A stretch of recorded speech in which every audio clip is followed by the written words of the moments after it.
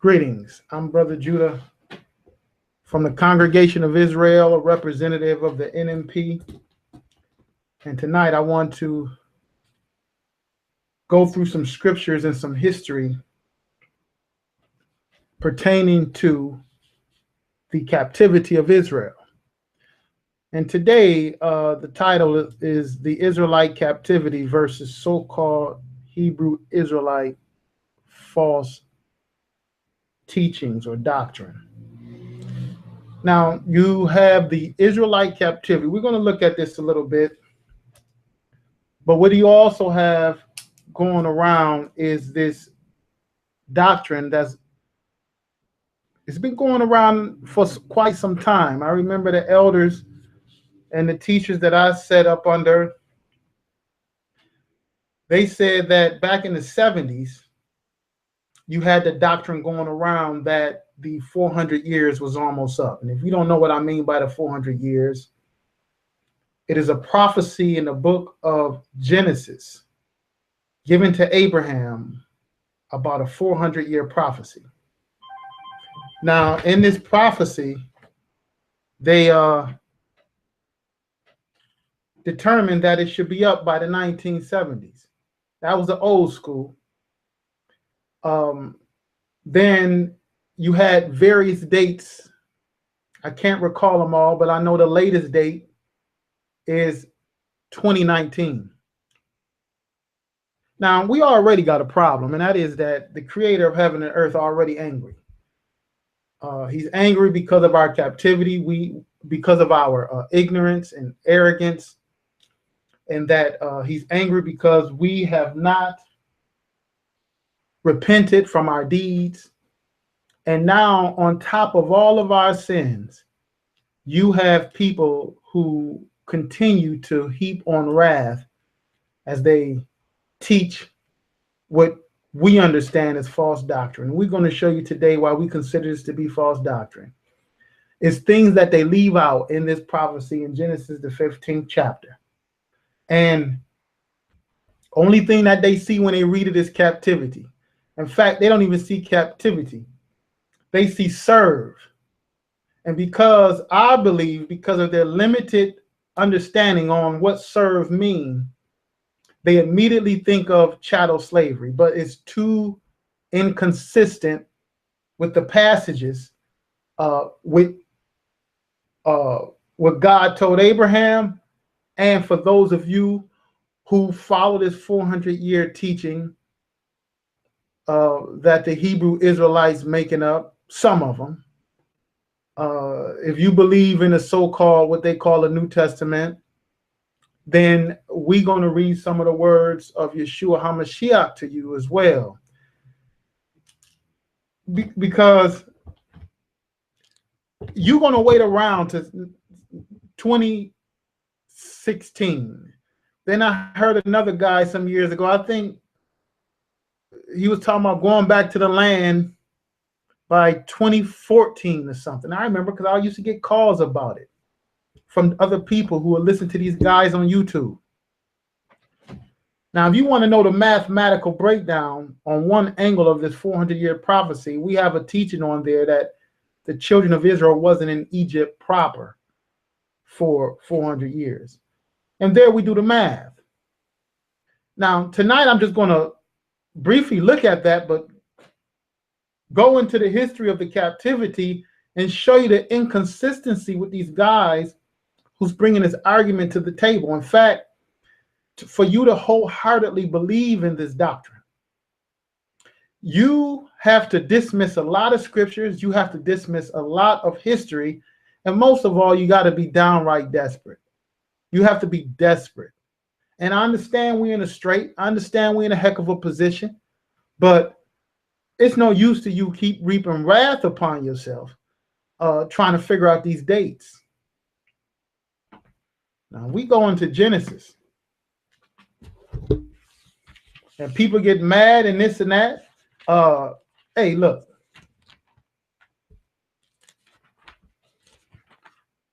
You can get mad if you want to. Okay, that's not going to change nothing. And all of the dates that's been given previously hasn't changed nothing. Okay. It's a whole lot of things you got to learn. In 2 years, this people not even ready to set up a nation. In fact, you know, we just lost. We're just lost. And it's easier for people to just run on YouTube to listen to people instead of doing research, thorough research, to find out, is this exhausted to see if this is the case. Now, Genesis chapter 15 and verse 13. Pay attention carefully. Get your emotions out of it. I didn't write it. I don't have no, I mean, I'm not gaining nothing out of this per se, as far as trying to tell you all that, you know, you're going to remain in captivity. You know, people come on and come with this comical nonsense because we have a rebuttal to their famous false prophecy. But I had to approach it just what the text say. And you got to approach it from what the text say if you're trying to find out the real information. Now, what it says here in Genesis chapter 15 and 13, he said unto Abram, know of a surety that thy seed shall be a stranger in a land that is not theirs. They shall be a stranger in a land that is not theirs. And we, in our other teaching, to show you in the Psalms, in the book of Acts, Canaan was that land. They were sojourning in the land of Canaan before they received any inheritance. The so-called New Testament support this, and the prophets support this. If you don't believe it and you need me to pull scriptures and verses, just leave your comments down and I'll put it down there. But for the sake of time, I'm not going to those texts today.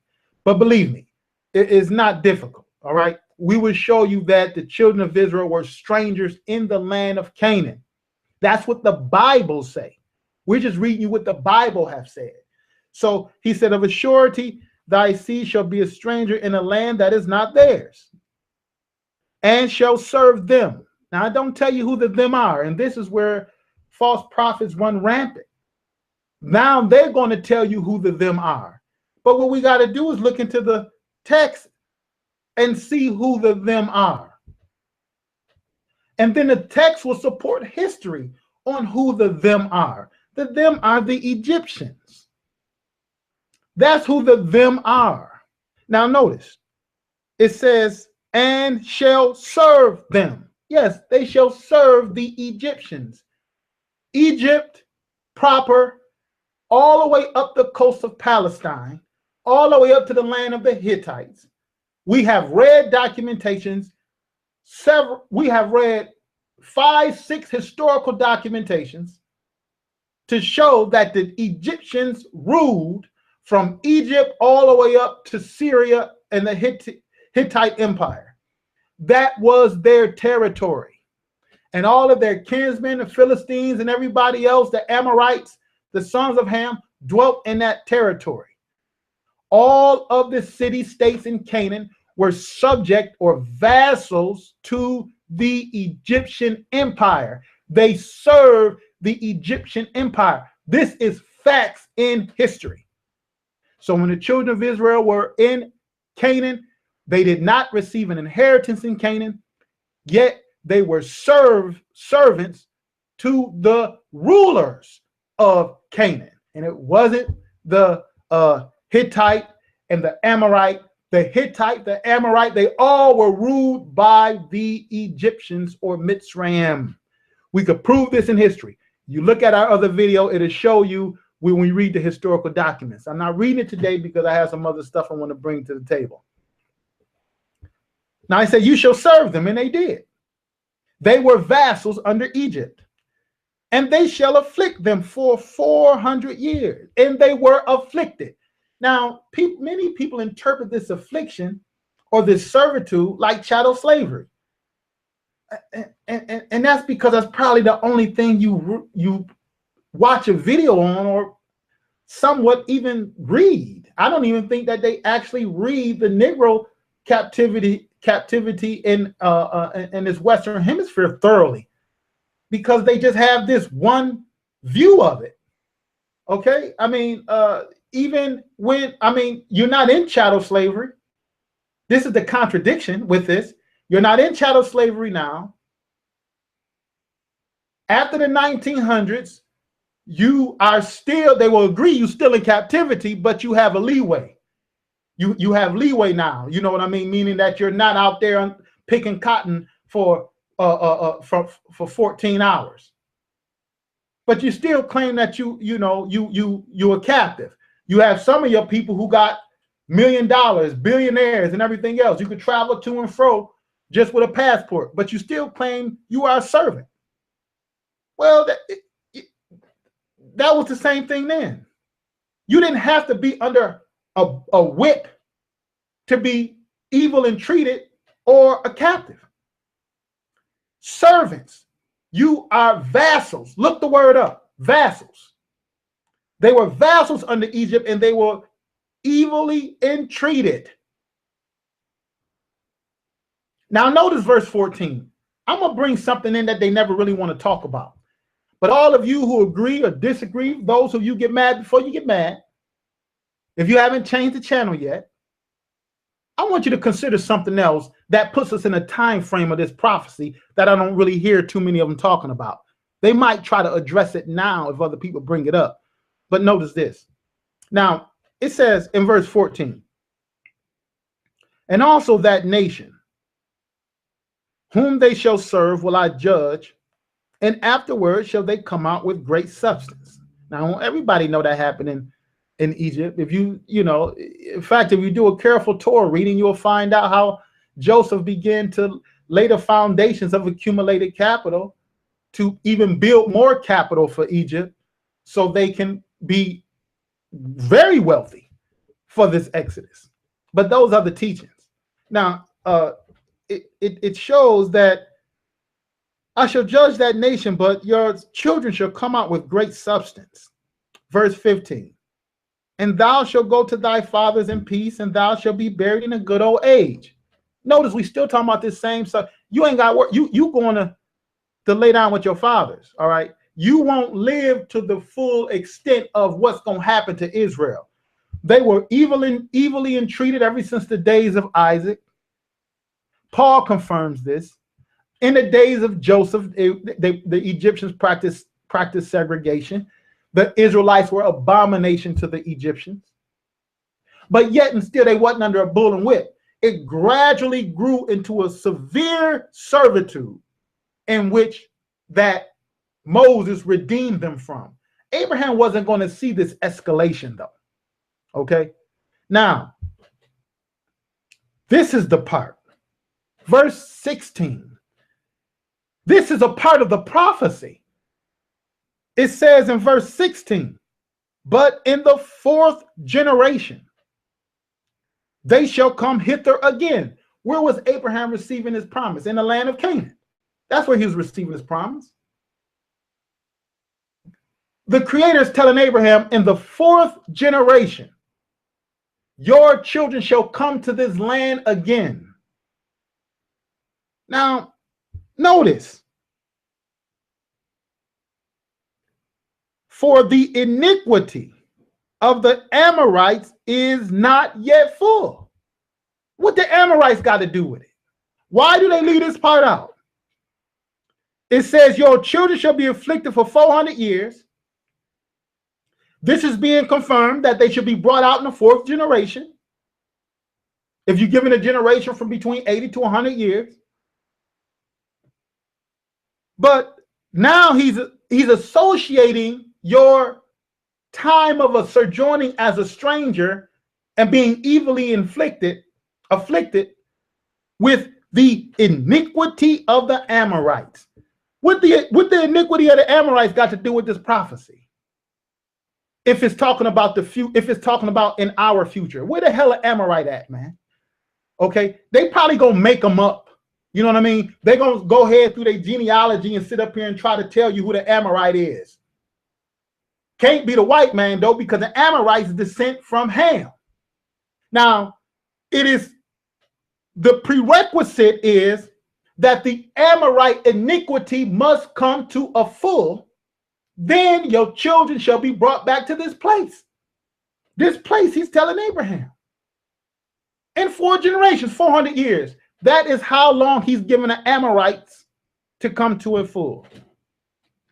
If the Amorites don't have nothing to do with this prophecy to Abraham, why are they brought up? Why? This is the same context. We're showing the same context here. We're talking about the same subject. Your children, strangers in the land. Why are they going to be strangers in the land? Because it's not time to give them the land. Why? Because the Amorites haven't come to a full. It's going to be 4 generations before the Amorites' iniquity come to a full. Then that 4 generations, that 400 years, then they shall come out of this place I shall judge with great substance. Why don't these cats today talk about verse 16? Only thing they really like to concentrate on is affliction. 400 years, affliction, 400 years. It's more to the passage than that. And if you read the Torah, the complete Torah, even if you read in Genesis, verse by verse, like we do in our law readings, you will find that, listen, man, beyond a shadow of a doubt, this is not talking about no future prophecy beyond our days. The iniquity of the Amorite. Now, let's go to the book of Exodus, the 32nd chapter. The book of Exodus, the 32nd chapter. Let's see if we can find in Exodus, the 32nd chapter. The iniquity of the Amorite got to come to a full. That's one point I want to bring out tonight. Then we're going to go into the captivity of Israel. What the scripture said about it. All right. Now, if the 400 years is in our future, you would think that Moses talked about it. Why did Moses ever use that number again? You ever think about that? Why didn't Moses ever say anything else about a 400 years? And why is it that the writer in Exodus specified 430 years of the sojourning of Israel when they came out of Egypt? 430 because they're counting the beginning of the covenant, okay, that God made with Abraham. They're starting from there. And 30 years had lapsed after the covenant. Then he had Isaac. Okay, well, 25 years. Isaac was weaned when Abraham, after Abraham received the promise, 25 years after he received the promise. And when he was weaned, or should we say, he was weaned, then Paul talked about the persecution that began upon Isaac from the Ishmaelite / Egyptian. All right, but we deal with that in our other teaching. But I'm trying to make a point here. If it's 400 years is in our future, surely we should find it in the prophets. Surely we should find it with Moses. Why aren't we finding this number nowhere else? Because this prophecy was pertaining to the Amorite iniquity coming to a full. Who are the Amorites? Amorite, Hittite, Jebusite. They were all the ones who lived in Canaan. Amorites was a powerhouse. Okay. Now, in Exodus, the 33rd chapter, let's see when the iniquity of the Amorites began to come to a full. This is the Exodus 33 and verse 2. It reads, "And I will send an angel before thee, and I will drive out the Canaanite, the Amorite, and the Hittite, and the Perizzite, and the Hivite, and the Jebusite, unto a land flowing with milk and honey. For I will not go up in the midst of thee, for thou art a stiff-necked people." That unto this day. But however, he's telling, I'm sending an angel. They're going to drive out the Hittite, the Amorite. I'm going to destroy the Amorites. Why is this happening now? When is this happening? 400 years after Abraham, 430 years after Abraham received the promise. 400 years after they begin to be afflicted by the inhabitants in the land. We deal with that in other teachings. Amorites iniquity had to come to a full. Is that what he said in Genesis chapter 16? He said, look, he said, Abraham knew of a surety in verse 13 that thy seed shall be a stranger in a land that is not theirs, and shall serve them, and they shall afflict them for 400 years. They were vassals under Egypt. Egypt afflicted the children of Israel. The Egyptians afflicted the children of Israel for 400 years. And they were servants to the Egyptians while they were in Canaan, because Canaan was an Egyptian territory. You don't believe me? Look it up. Now, skip down to verse 16. But in the fourth generation they shall come hither again. They shall be evilly entreated, and they shall be vassals under these people. Okay? And under their vassalship, they went down into Egypt proper for a couple of 100 years. And then at that time, God judged Egypt, and they were coming back to the land of Canaan, this time to take possession. Why? Because the iniquity of the Amorites during the time of Abraham had not yet come to a full. Now the iniquity of the Amorites came to a full in Exodus, and now the teaching is letting us know through Moses that I shall send an angel before thee in Exodus, the 33rd chapter, and verse 2, and he shall drive out the Canaanite and the Amorite. Flip right over to verse 34 as another witness. Chapter 34, verse 11. It reads, observe thou that which I command thee this day. Behold, I drive out before thee the Amorite and the Canaanite and the Hittite and the Perizzite and the Jebusite. Now, let's go further in this. Let's go into Numbers, the 32nd chapter. Numbers, the 32nd chapter. It reads, Numbers 32. This is the part of the prophecy that I wonder, why don't they talk about it? If the 400 years is yet in our future, and the children of Israel shall come out in the fourth generation from what? And they get a little slick. Well, since 1619. Wait a minute. Since 1619, you talking about when the slave ships of the Dutch landed in Jamestown. And that was the first slaves in the English colony. Well, that was the start of Britain in the New World. Well, Britain are the Romans. Now, why is it that you're going to take a portion out of the Roman history when they enslaved the Israelites, when we read in the history where Romans enslaved the Israelites a long time ago? We're going to read it to you. Well, why you just want to pick on the Romans, though? It was the Dutch who grabbed them. And we're going to read in history, another powerhouse of the European powers was Spain. Wasn't it our same brothers and sisters who was led off into the West Indies, Hispaniola, or Haiti and the Dominican Republic, throughout all the Caribbean islands? They were led off to captivity too. You don't want to count their dates though, huh? Because if you count 400 years from the 1500s, you come up short, don't you? Well, that's because you're not being honest in this prophecy. And in fact, you're not even being honest in history. You're going to just pick up the Jamestown when they brought a few slaves over here to the colonies over here in the New World. How you isolating this captivity like that? And I'll show you what I mean. And where the Amorite at? Because according to Genesis 15, the real prophecy says, look, your children are going to come out of here. In other words, that 400 years is going to be up when iniquity of the Amorites come to a full. Now, where did iniquity, when iniquity of the Amorites come to a full in our future? Tell me who they are. Who are these Amorites? And don't point to no Europeans, because they Hamites. Now, Numbers 32 and verse 39 reads, and the children of Machir, the son of Manasseh, went to Gilead and took it, and dispossessed the Amorite which was in it. So we see they moving out the Amorite. Why? Because God is bringing judgment upon the Amorite. The 400 years have come to pass. He's bringing judgment upon the Amorites. 4 generations have passed. 400 years have passed. The iniquity of the Amorites have come to a full. Meaning what? God, y'all had enough. Now I'm coming to judge them.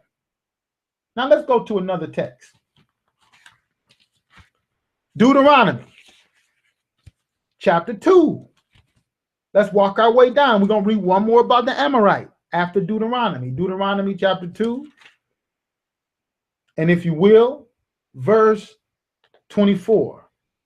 Rise ye up, take your journey and pass over the river Arnon. Behold, I have given into thy hand Sihon, the Amorite king of Heshbon, and his land. Begin to possess it and contend with them in battle. Judgment coming upon the Amorite. The Amorite is another time frame. If you want to understand the time frame of this 400-year prophecy, that's why it's important for all of us who search in the scriptures to look at the passages and read the passages and understand that the Amorite was a part of the 400 years. When the 400 years was up, Israel will be no longer strangers in a strange land. Now they will go into the land promised, but they couldn't take the land until the iniquity of the Amorites have come to a full. Now, we're going to go to the prophet Amos and see what the Almighty said about it. We're going to go to the prophet Amos and see what the Almighty said about it. And these cats, you could sit up here and talk the more they talk, the more they leave messages.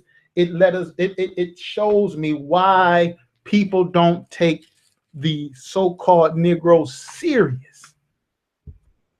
It is very difficult for them to have an intelligent conversation, especially the ones who claim they believe the Bible. They the worst. You got those out there who they tell you they're a thug. But then you got these other cats out there who are supposed to be in the Bible. They're supposed to be in this truth. And they act a fool. They get to cussing. They just act a fool. Why they act a fool? Why they get all upset? Why they get mad? Because they don't have a leg to stand on when you examine this prophecy in detail. When you examine and exhaust the words of that prophecy in Genesis 15, they don't have the leg to stand on. And then we're going to show you in history, they don't have a leg to stand on. It's all fabricated. It's all false. These Hebrew Israelites want to sit up here and talk about how the Sunday Christian false. They have enough false teachers in this community as well. And I know they're going to say what we're saying is false. I know that.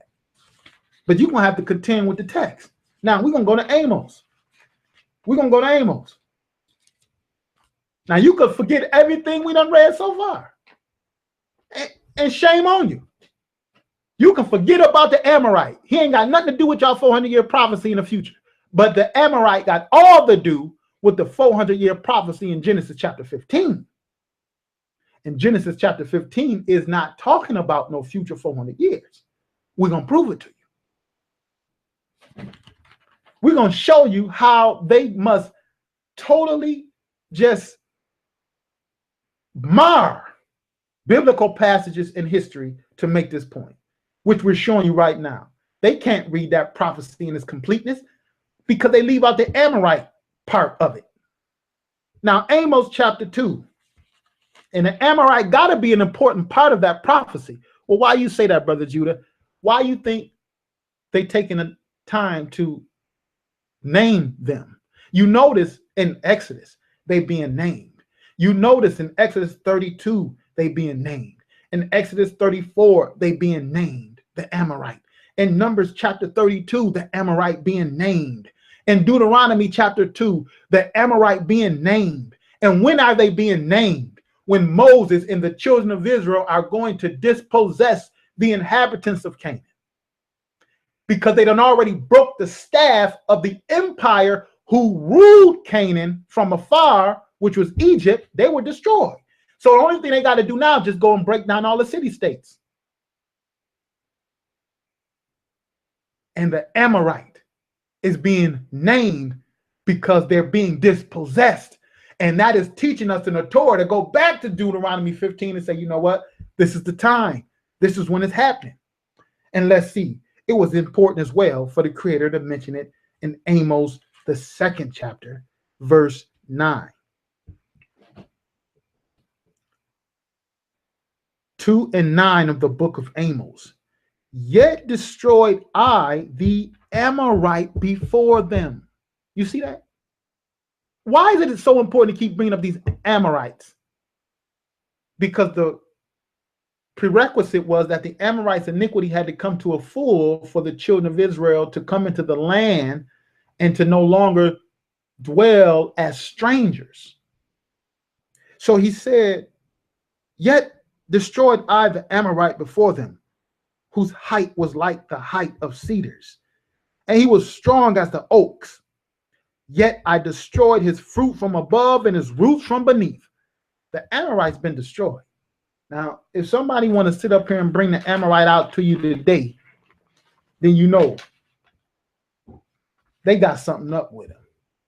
He said, I done destroyed them from above and from beneath. I done destroyed the roots of the Amorite. The Amorite iniquity came to a full. The Amorite been removed. 4 generations have passed. Isn't that what he said in the book of Genesis? If you read the entire prophecy, Abraham, know of a surety that thy seed shall be a stranger in the land that is not theirs, and shall serve them, and they shall afflict them for 400 years. That was Egypt. Egypt ruled from Egypt to the borders of the Hittites. He said, Abraham, and also that nation in verse 14, whom they shall serve, I will judge, and afterwards shall they come out with great substance. And thou shalt go to thy father's house in peace. Thou shalt be buried in a good old age. But in the 4th generation, verse 16, they shall come hither again. So they will now, from your children, for your children being sojourners, ultimately being led into Egypt proper, they shall come here again in the 4th generation. Why will it take 4 generations of 400 years? For the iniquity of the Amorite is not yet full. So we read in the book of Amos, chapter 2, verse 9, that now Yahweh had declared, yet destroyed I the Amorite before them, whose height was like the height of cedars, and he was strong as the oak, yet I destroyed his fruit from above and his roots from beneath. Now,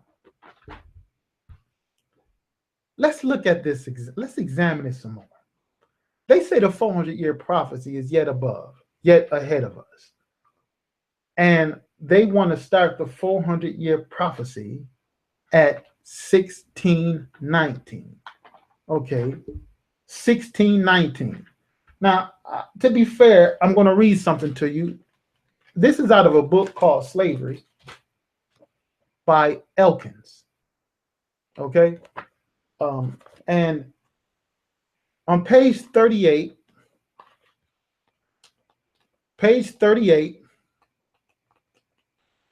chapter 1, section 2, the dynamics of unopposed capitalism. Notice this. I'm reading this part to you because some of them might learn this too and then push the date back even further. Now look. It reads, Negroes had arrived in Virginia in 1619. In Virginia, all right, the English colony. It was not until the 1660s that the key item in the definition of their status term was clearly fixed in law. About 1666. That's when they made it a perpetual slavery. At this time, it wasn't written in law that they were perpetual slaves. They began to make the Negro perpetual slaves because of economic reasons. And we deal with that under our political economy discussions. But tonight, I'm just showing you the dates. Are we saying it's going to be 2066? No. We're just telling you that beware. They might come in, some of them might read some of this information now and say, well, you know, it ain't 2019, it's 2066, because that's when they made it law of perpetual servitude. Look, but yes, they came to Jamestown, Virginia in 1619. Now, how in the hell you gonna start your date from there, though? What are you using as a template? I mean, what do you have to start your date from there? If you're saying that the children of Israel and this prophecy in Genesis 16, they shall be afflicted for 400 years. And then you're going to skip over 2,000 years of history and jump to 1619. What kind of acrobatics are you using? I mean, what is this? It's hard to take the people serious. 1619. Look at this. Look at this. Let's go into the Bible again. Let's go into the Bible. And for people who don't believe the so-called New Testament, okay, we'll deal with them on other parts of history. All right? We're going to deal with them both. We're going to deal with the ones who believe the New Testament. We're going to deal with the ones who don't. Right now, for those who believe the New Testament, starting at 1619, what about this? Now, listen here, people. Either you're going to believe them, these Negroes, who I argue, it haven't even been 150 years since we've been learning how to read. All right? Now, I'm telling you. Now, either you're going to listen to them or you're going to listen to teachers of antiquity. And what I mean by teachers of antiquity, look at this in the book of Luke. Now, you can get uptight all you want to, but this is for the New Testament believer. You tell me about this. Now, they're going to start at 1619. That's their new date. That is their new date.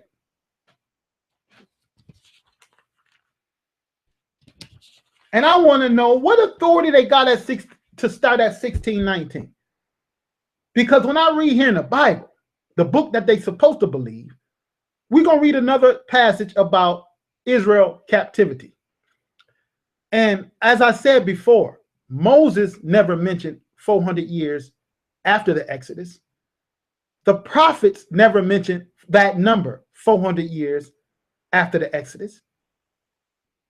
And look at Jesus of Nazareth, Yeshua HaMashiach. Luke, the 21st chapter, starting at verse 20. Luke 21 and 20. It reads, "Let them which are in Judea flee to the mountains, and let them which are in the midst of it depart out, and let not them that are in the countries enter thereinto." He's talking about the invasion of the Romans. Most people can agree with that. "For these be the days of vengeance, that all things which are written may be fulfilled." When he's saying the things that are written, he's making reference to the law and the prophets. So we're going to look into the law and the prophets and see what had to be fulfilled. But notice, he's going to give us a heads up. "But woe unto them that are with child, and to them that give suck in those days, for there shall be great distress in the land and wrath upon this people." He's talking about the Israelites. "And they shall fall by the edge of the sword, and shall be led away captive into all nations. And Jerusalem shall be trodden down of the nations or the Gentiles, until the times of the Gentiles be fulfilled." It reads, "They shall fall by the edge of the sword and be led away captive." Now, why don't you start your date from 70 AD? Why are you jumping over 1,600 years past when Jesus of Nazareth said, "You shall be led into captivity"? and starting at 1619. Only person who do that is a person who is deceived. And that's what the Bible teaches us. In the latter times, you shall have a lot of deceivers, being deceived themselves and deceiving others. Now, I want to go into history, the last 2 million years of man.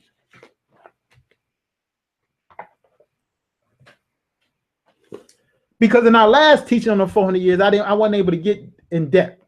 I didn't talk about the Amorite because at that time I was pretty much doing the math.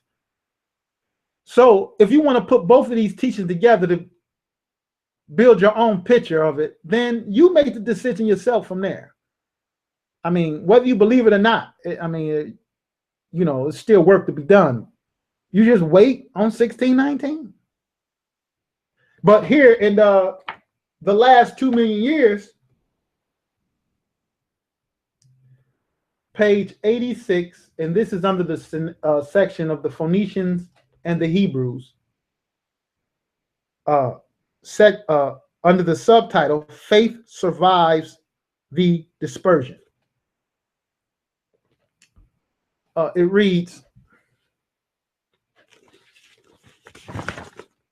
the crucifixion of Jesus about AD 30 did not end Jewish resistance to the Roman occupation. In 70, when the country was again in a state of revolt, Jerusalem, the holy city, became the core of resistance to the Romans. Titus, the son of Emperor Vespasian, proceeded to lay siege to Jerusalem. The city fell and the inhabitants were enslaved. Pretty much as like we just finished reading in Luke, the 21st chapter. They shall fall by the edge of the sword, Luke 21 and verse 24. They shall fall by the edge of the sword and shall be led away captive into all nations. Jesus of Nazareth was teaching all things that were written had to be fulfilled. So here we see they're going to be led away captive into all nations. And we're reading it here as well. In the last 2 million years, the city fell and the inhabitants were enslaved in their thousands and dispersed throughout the Mediterranean world. Remember that too. We're going to bring something in on another history account about the Israelites, who we do agree that Tacitus, if you will, identified the Israelites as Ethiop, or the Ethiopians, or burnt-skinned people, black people. We do agree that the Israelites were led off into captivity, but they were also dispersed throughout the Mediterranean. This was the first dispersion, and worse was to follow. Did you see that? This was the first dispersion, and it was to get worse. Worse was to follow. Now, why are you picking your date up at 1619? Okay, why are you?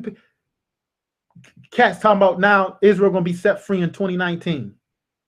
That's what I mean. Okay, all right, you're going to be set free in 2019. You just better be careful who leading the banner, who you following and running behind. Talking about 2019. Just like this other cat, so-called, I've seen a clip, sister called up and had me watch some of his videos a few years ago, Yahweh our righteousness or something like that. He was determining the date earlier than that. His date done failed. I think his date was 2014. So he said 2014 they going back to Jerusalem, going back to Israel with gold and everything else. Once he said that, I knew he didn't know what the hell he was talking about, because a lot of these Israelites don't know nothing about political economy, and it helps to know about it. So you can also see there that they don't know or even have what it takes to set up a nation. And what they're saying they're going to do to set up a nation, they're going to recreate, like this guy was going back in 2014 when he said the 400 years was to be up. What he was telling the people, he was basically going to continue the institutions of capitalism, just under Israelites. Well, you read the Torah, you know that's an abomination. We know that's not going to happen. Now, you got these new guys, they're saying 2019 now. But my question is, for those of you who believe the New Testament, why isn't it that why don't we start the count of the captivity at 70 AD? Why don't we start the captivity then? Why don't we start the count then? Who is making up the count of 1619? How is it, and what are you using? What authority do you have through all of this captivity of the children of Israel to just single out the slaves that came to Jamestown under the British colonies? Now, if you want to bring in Britain, which were a part of Rome, as well as the Spaniards, as well as the Dutch,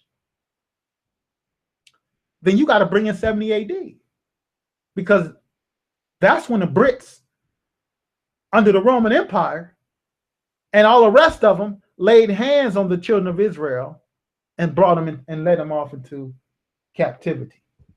Now, if you go to Deuteronomy now, because he said all things written would be fulfilled. If we go to Deuteronomy,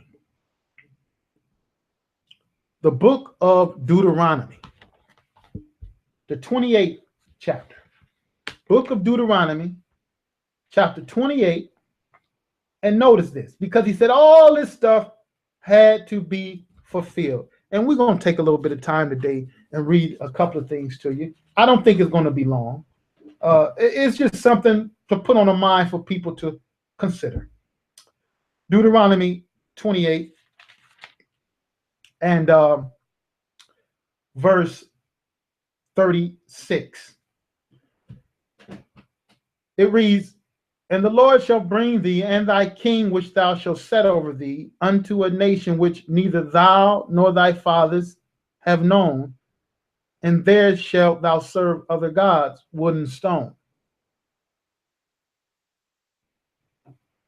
And thou shalt become an astonishment, a proverb, and a byword among all nations whither the Lord shall lead thee."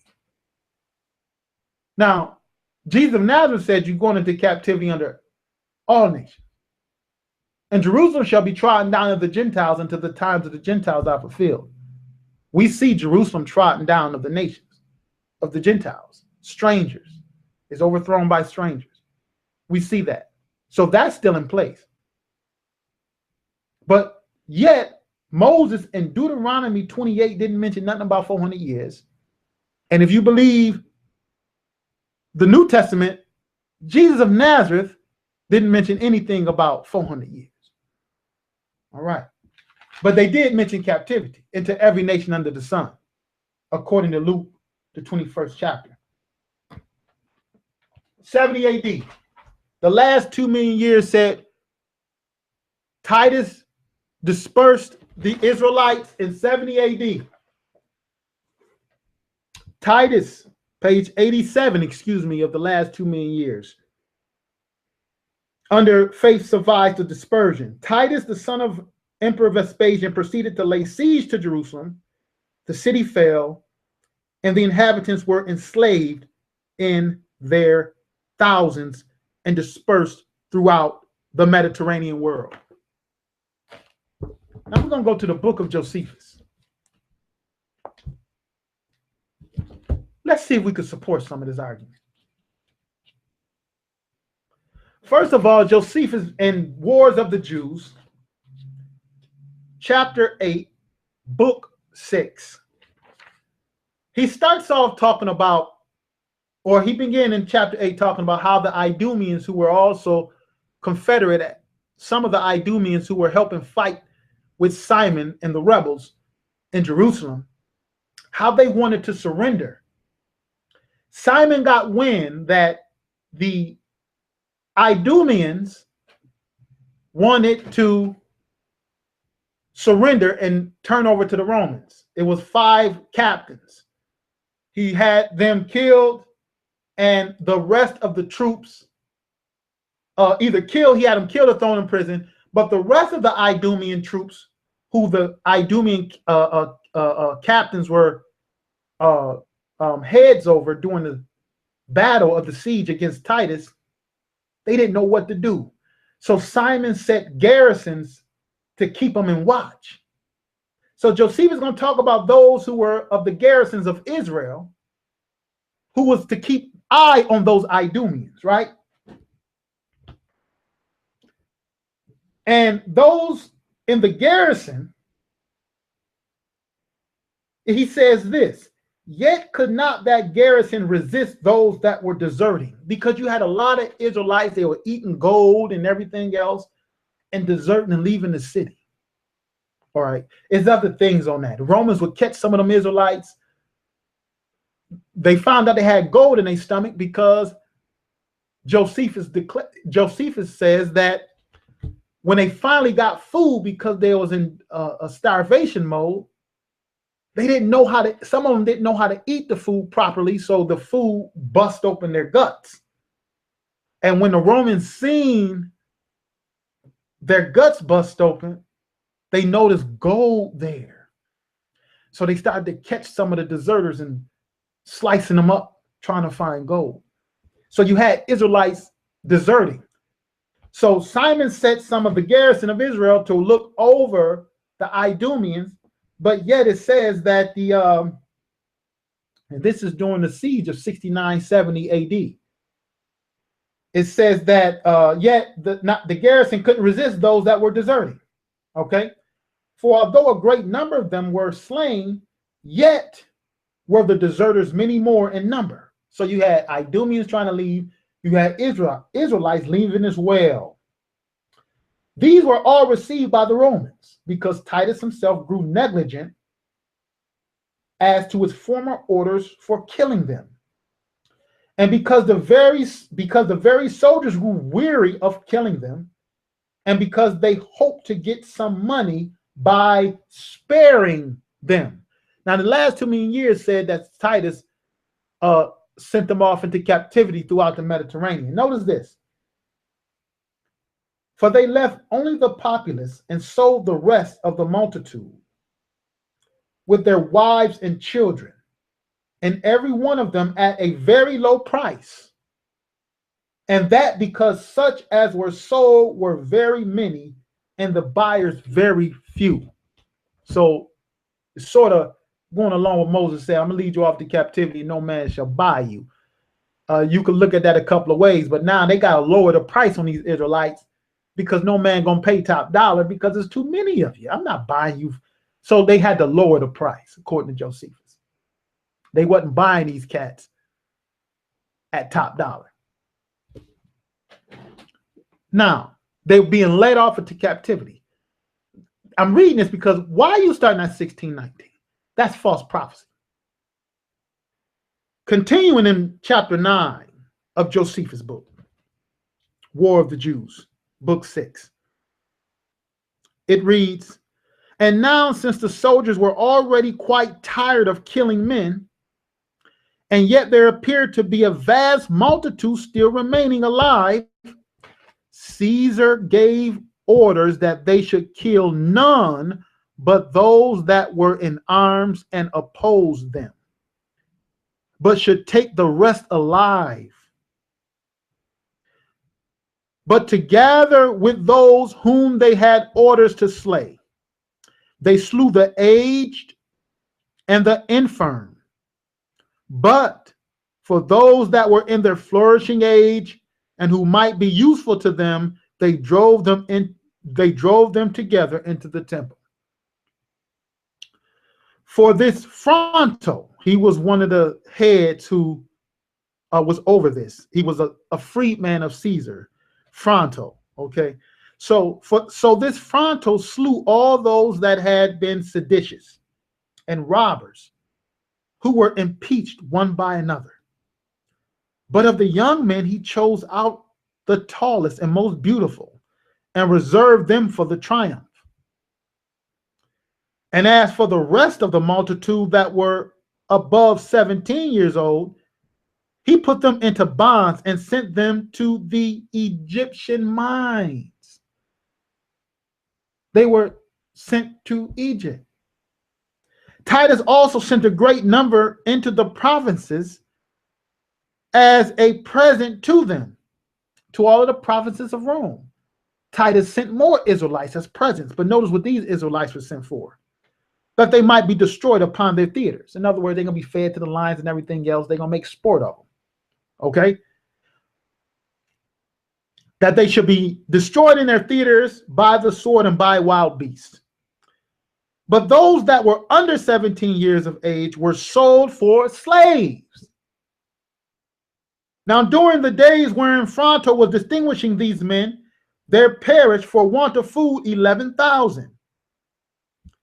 Now, the number of those that were carried captive during the whole war was collected to be 97,000, as was the number of those that perished during the whole war were 11,000. The greater part of whom were indeed of that same nation, the Israelites. So you had some Idumean slang, but the greater part were Israelites. They was, just as we read, they were led off into captivity. Titus sent them to Egypt. And the last 2 million years teaches us, again,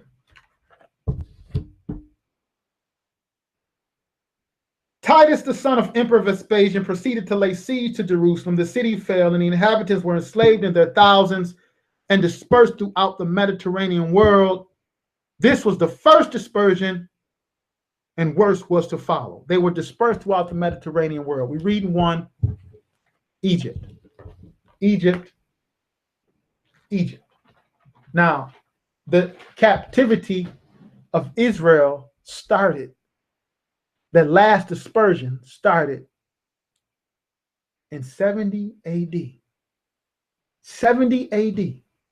Now, how is it that they're going to skip past over 1,000 years, over 1,500 years of history, and start at 1619?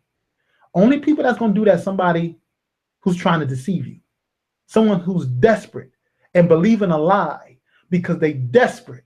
And they're trying, they want to be let free, and they're desperate, trying to look into the scriptures to prove their point. But I'm going to tell you, Yahweh has not sent them. Yahweh has not spoken by them. Now back to our history account. 1619 is when they came to Jamestown. 1619 is when they were in Jamestown. But that didn't begin the Atlantic slave trade. Since you want to start at the Atlantic slave trade, let's start at the Atlantic slave trade. Obviously, if you believe the New Testament, the captivity started with Titus, according to Jesus of Nazareth. Now, for those of you who don't believe the New Testament, you want to start at the Atlantic slave trade? Well, let's start there. Let's start there. It's another book, A Pictorial History of the Negro in America. A Pictorial History of the Negro in America. Okay? And we're going to start at page 10. The beginnings of Negro slavery. Now, we're going to read something here. We're going to establish the 1619 again. In 1619, a Dutch ship dropped anchor at Jamestown, Virginia. At Jamestown, Virginia, with a cargo of Africans, the colony's first slaves. What colony? The English colony. They're not the only ones who were shipping slaves, though. They're not the only ones who had slave colonies. Why are you just distinguishing the English colony? More specifically, the British colony. Because if you're going to pick up Britain, then you got to pick up Rome. If you're going to pick up Rome, then we got to walk Rome all the way back down to 70 AD, when Britain was a part of the Roman Empire, when they dispersed the children of Israel in 70 AD. That's when you want to bring in the English colonies. But we won't stop there. We got to look into another book, History of Slavery. History of slavery. In fact, before we go there, to history of slavery, let's look at black cargoes for a minute. Black cargoes. Black cargoes, first chapter, the beginnings. The beginnings. He starts off talking about, in the year of our Lord 1495, the Indians on the island of Hispaniola or Haiti rose against their Spanish oppressors. The Indians were unused to manual labor of any sort, especially 14 hours a day of panning gold from the mountain and streams. All right, I'm tempted to get into that, but we're not talking about political economy today. We're talking about something else. Let's get down to this 1619. I want to know why they talk 1619. A Dutch ship bringing slaves to the English colony, and that's the date they decide to choose to start their 400-year prophecy. It's almost comical. I mean, it's almost, it is. It's downright comical. No scholarship behind this one, that one. There's no scholarship behind that one. That is what you simply call cherry picking. If you want to call something cherry picking, that's it. Out of all the slavery of Israel to establish your 400 years, you're going to start at 1619. Not to mention the cats who started a little later. See, there were other dates. 1619 is the latest date, so they can project it to 2019. Now, Bartolome de la Casa, later Bishop of Chipia in Mexico, and known as the Apostle to the Indies, Las Casas had come to Haiti as a colonist, and had there been ordained to be the priesthood, or had been ordained to the priesthood. After watching thousands of Indians dying in corrals and scores of men and women burned alive in hope that their fate would induce the others to work, Las Casas returned to Spain, determined to save the survivors among the Indians. In 1517, he stood before the throne of Charles V, who had succeeded Ferdinand and Isabella, and implored him to spare the last of the Indians. La Casa realized that there must be labor to work the plantations and the mines, but he had an excellent solution. Already a considerable number of Negro slaves had been brought to Haiti. This is 1517. Already a considerable number of slaves have been brought to the Caribbean, to the Americas, to the Western Hemisphere. They already been brought to Haiti. They seemed happy and were hard workers as an act of mercy towards the Indians. La Casa begged His Majesty to import other Negroes, 12 for each colonist. One cargo was brought from the Guinea coast as early as 1518. Now, the Spaniards was a powerhouse too. Why are you just going to go with the English? In fact, the French were a powerhouse as well.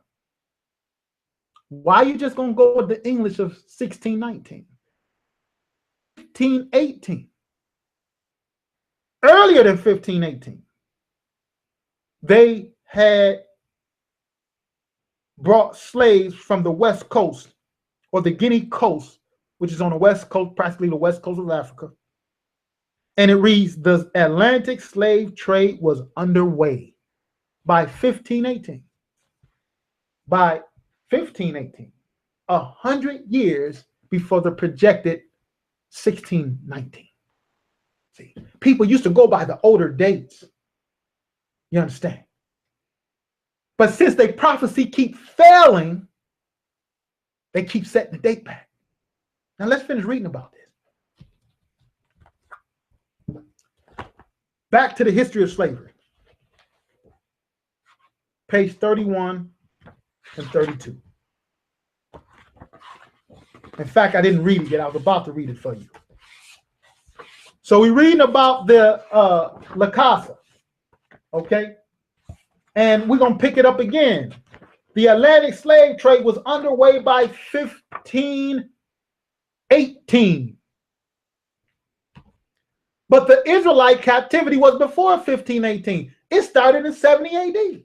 For those of you who believe the New Testament, well, for those of you who don't believe the New Testament, you know historical record that Jerusalem was destroyed in 70 AD and that the children of Israel went off into captivity. You know that. So why don't you start your captivity count from there?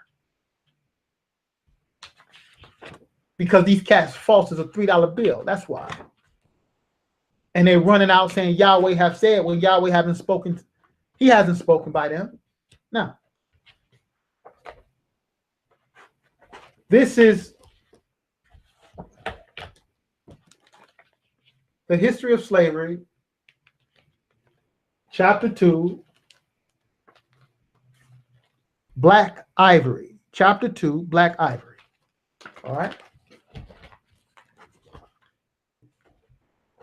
Page 30. For the first few years after the Treaty of Tordesillas,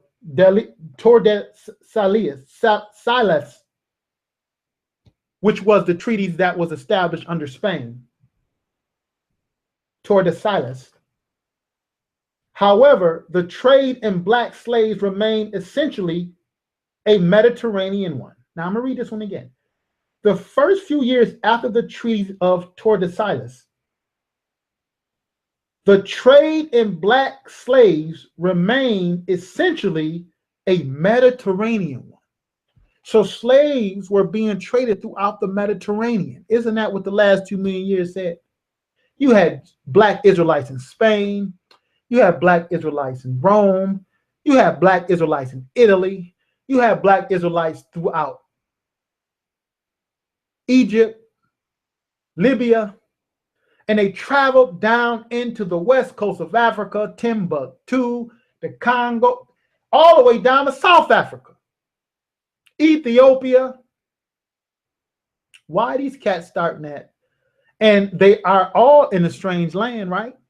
If you want to apply Genesis chapter 15, they're in a strange land, aren't they? Hasn't the children of Israel been in a strange land since 70 AD? Past 400 years, because it's not adding up. Now it continues. Seeking by the plight of the Aboriginal population, Las Casas returned to Spain in 1537 to petition Charles V. Here he has 1537. He suggested supplementing their unsatisfactory labor with what had already been found to be a more durable substitute, the African Negro, and asked that a license be granted to import 12 of these for each of the colonists.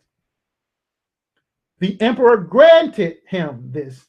He granted to one of his favorite courtiers, Lorenzo de Gomenot. He was then governor of Brisa, the right to ship 4,000 blacks a year to Hispaniola, Cuba, Jamaica, and Puerto Rico. Why are you not counting these Israelites back in the 1500s, in the early 1500s? Why don't your dates start from those Israelites? Why are you going to skip 100 years of Israelites being in captivity on this side of the globe and just focus in on Jamestown 1619? And for those who believe that, you are simply in search of a lie. If you want to believe it, you simply in search of a lie and believe it. Believe it. Because Moses said this, the book of Deuteronomy. The book of Deuteronomy. I'm going to read to you what Moses said. The book of Deuteronomy. And here, I'm going to start at chapter 30. Let's see what Yahweh said. Let's see what the Almighty says in Deuteronomy chapter 30. Now, look. Starting at verse 1. And it shall come to pass when all these things that come upon you, the blessing and the curse, which I have set before you, and you shall call them to mind among all the nations. You see that? Among all the nations. Whether Yahuwah, your Elohim, has driven you, and shall return unto Yahuwah, your Eloheka, which is simply Elohim. It's just the way they got it written here in a singular sense. So normally when I'm reading the text, I normally just read what the text saying. So, but they're using different words here. So, and you shall return unto Yahuwah your Elohim, and shall obey his voice according to all that I command you this day, you and your children, with all your heart and with all your soul, that then Yahuwah your Elohim will turn your captivity and have compassion upon you, and will return and gather you from all the nations where Yahuwah your Elohim has scattered you. That's what Moses said. Now, what's interesting is that Moses never said it's going to happen after 400 years. You understand? He never said it's going to happen after 400 years, because it's not. Now, we go to Jeremiah. Let's go to the book of Jeremiah. And in the book of Jeremiah, we're going to read something else. The book of Jeremiah, and I know people like to, or Yirmiyahu. People like to speak Hebrew, and beware of that, because they same cats running around who demanding that all of this Hebrew stuff. They're the same ones. All that Hebrew haven't taught you that the 400-year prophecy happened already. You don't even necessarily need Hebrew to understand that. The only thing you really need to do is know math, basic addition. Now we go into Jeremiah and count up the dates in Genesis. But anyhow, Jeremiah chapter 23. But I'm not kicking against. You want to learn that? I mean, we read out of Bibles that got Hebrew writing and everything. We do that. We're not kicking against that.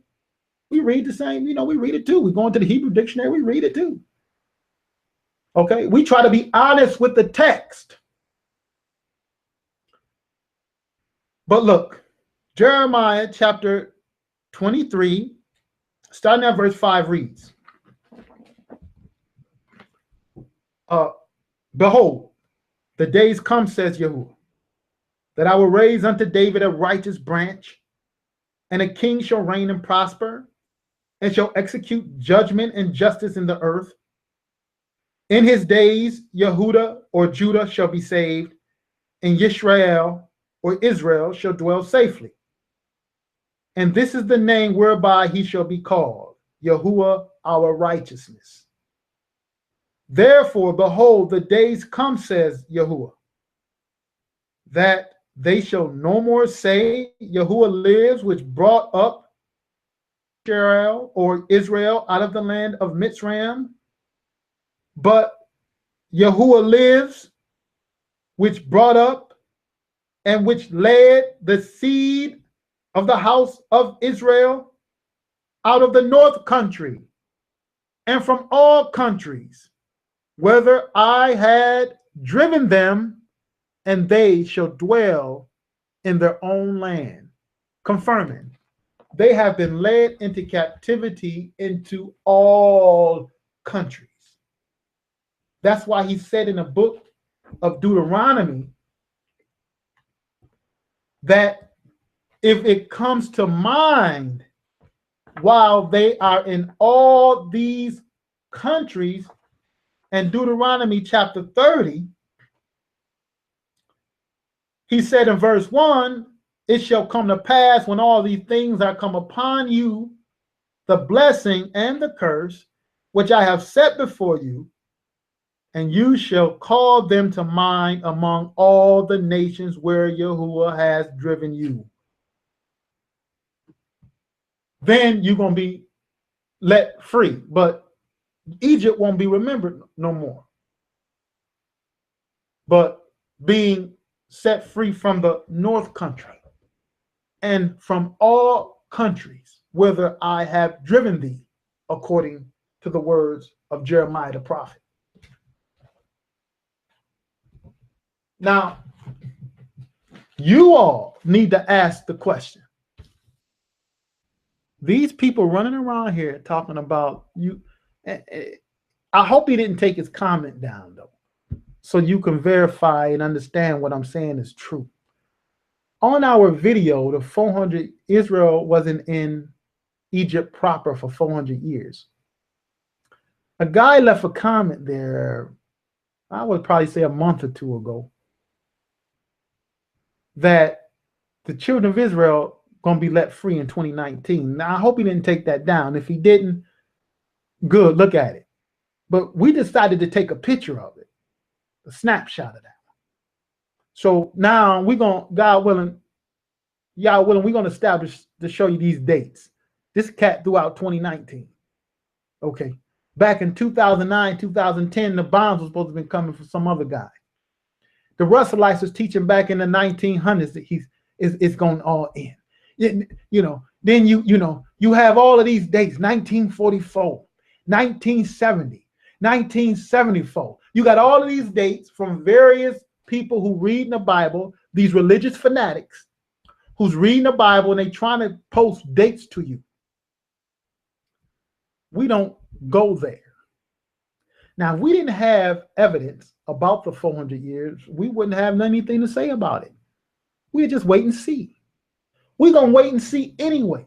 But it just so happens that we just happen to have some conflicting information with this 400-year prophecy that's yet ahead of us. As we showed you in the beginning, first, if you're going to use the Abrahamic prophecy of the 400 years, you can't exclude the Amorite. They were the prerequisite of the children of Israel being set free or released from being serfs or vassals in a strange land. The Amorite iniquity had to come to a full, then that would begin the time of the children of Israel being released after 400 years. And if you want the dates, the countdowns, the numbers, is beautifully laid out in the book of Genesis, where if you follow it from Abraham, Isaac, and Jacob all the way into their descent into Egypt, it is proof, just going by the numbers of the 400-year sojourn and evil captivity, if you study the Torah. Now, God willing, I just want to address that today, because again, we deal with religio-political education, but we deal with the whole Bible. So we do this too. We deal with scripture, verse, all. If you want to deal in religious side, we deal with that too. Sabbath day, born again, and all that other stuff. We deal with all of that stuff. Okay. You had a lot of people dealing with it. So we decided to go and also deal with an angle of the Bible that we feel that, need to be brought to the table as well. And I'm saying this because, to understand the whole Bible, even from a religio-political standpoint, you could sort of get an idea on what to look for in a leader. For those who don't believe in the New Testament, if the Mashiach isn't their leader. You know, we believe that the Mashiach is head. We believe and understand, or beginning to understand from what we see, the development of this kingdom that the Mashiach talked about. And understanding political economy will help that quite a bit. And you can start to quiz your leaders and your people who's talking about the 400-year date, not just from history, not just asking them why they starting at 1619 when the captivity of Israel went into the final dispersion in 70 AD. But you can also ask them other questions as well, as far as the establishing of Israel, the kingdom, distribution, because you have some, like I told you earlier, you have some who said that the 400 years would have been up in 2014, and they were supposed to leave America with gold and everything else. But when you examine his politics, he was none other than a capitalist. But me saying capitalist, you might not really, that might not go too far with people, because you might not really understand the depth of capitalism, and capitalism. So we like to teach the whole thing to equip the people to try these people who's telling you these prophecies, to examine the people who's bringing these scriptures to you, especially those who want to always deal with prophecy. You got to be careful with those who always want to deal with prophecy, because sometimes you don't have nothing to hold them to. So we're going to get ready to close out. And what we intend to do is teach the Bible. If you intend, interested, and you want to examine some of our classes, ask questions, sit in, or if you just want to call and ask questions, feel free. The number, God willing, we will put the number on the links on this video here, and you can further the study, whether you agree or disagree. We're all right with that. You don't have to agree. We just want to bring information to the table, give some people something to be equipped with. Those who really searching, you're going to examine it. Those who satisfied think that they're going to make an Exodus in 2019. Okay, well, 2019 coming in. All right, well, go ahead and make Exodus. Like they made their Exodus back in 2010 and any other, back in 69, all this other time they made these Exoduses. Do what you got to do. But we're going to read the scriptures to you, because we want to get this thing right. So hopefully that you can examine it and see what you come up with. You determine it from there. You make your own decision. So we're going to get ready to close out for this segment. And most high willing, we will be back dealing with the scriptures, religio-political education, another setting. And tonight we're going to close out, and we pray for all those who sincerely searching, that the Almighty bless your understanding. So with that, we're going to say shalom to you all.